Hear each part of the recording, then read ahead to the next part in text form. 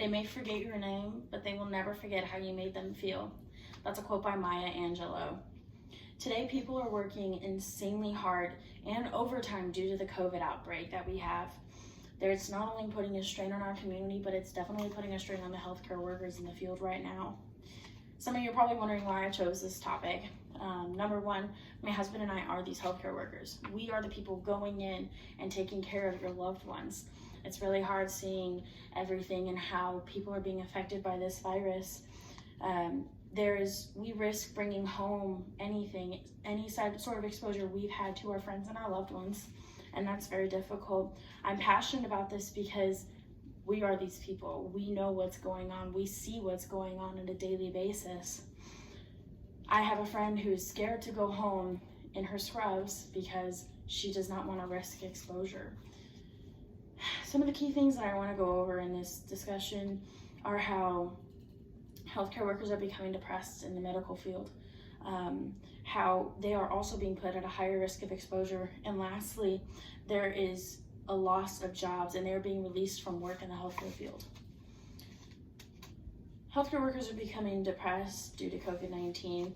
I have a friend, she has a 3-year-old little girl. She is the most excited, precious little girl that you will ever meet. Her mom comes home one day from work, she forgot to bring her change of clothes, so she's still in her scrubs, and she walks to the door.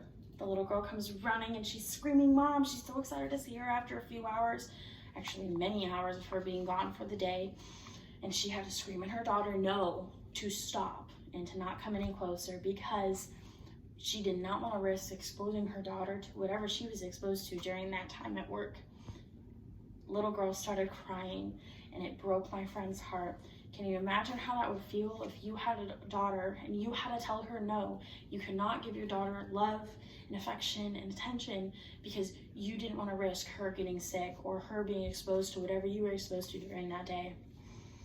I was reading an article about health leaders, and there was an interview done over with their direct program leader and director for their Disaster Resilience Leadership Academy. His name is Roger Ferreira. He said directly that medical professionals are likely to experience fear, anxiety, and a sense of powerlessness. There could even be aspects such as rage and anger towards the folks who have not followed the social distancing protocols. Wow, just wow.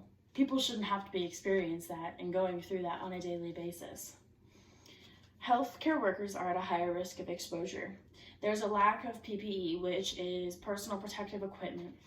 I was reading another article from the New York Times and how I read a statement, and to sum that statement up, it caught my eye. It said that right now, because of the lack of PPE, it is impairing healthcare workers to properly protect themselves from whatever they're being exposed to, and they are having a hard time getting through these times. They are near patients who could or could not be positive of COVID-19. You won't know unless they have been tested and the labs have come back. These healthcare workers are taking their blood pressure, they are taking their blood, they are setting up their heart monitor leads, and they are up close and personal without proper gear. Last thing I want to say is that healthcare workers are being released from work. Now, you would think when you look at healthcare and everything that's going on that there is job stability. Well, that is quite frankly not the case. Healthcare workers are refusing to take care of patients who are being treated for COVID because they are being denied N95 masks. These masks are essential in order to keep themselves fully protected from whatever they are exposed to, such as COVID. And because there's a lack of, they are being denied and they are being fired because of this. There also is insufficient pay needs that are not being met.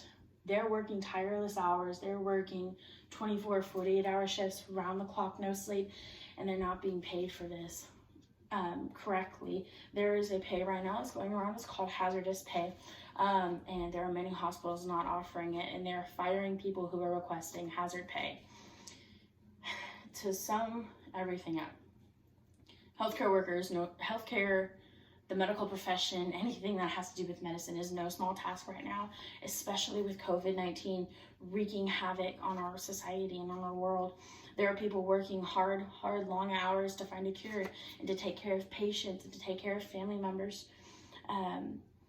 Bottom line, no healthcare workers means there's no one to help you get sick. There's no one to help you recover. How are you supposed to recover when there's no one to help you? With healthcare workers becoming depressed, being at high risk of exposure to COVID and losing their jobs, you can't hardly imagine everything that they're going through. It is our civil duty to take care of these people and to help them. They are our friends and they are our family members. They are our people that take care of us and that help us get through the hard times, which is why we need to help them get through the hard times. We need to be there during the dark times for them when no one else is. They're doing heroic work that is not being noticed, and that's through lack of supplies, lack of people to work these long hours. It is our civil duty to take care of them if they're taking care of our friends and family members. We need to take the next step and step up.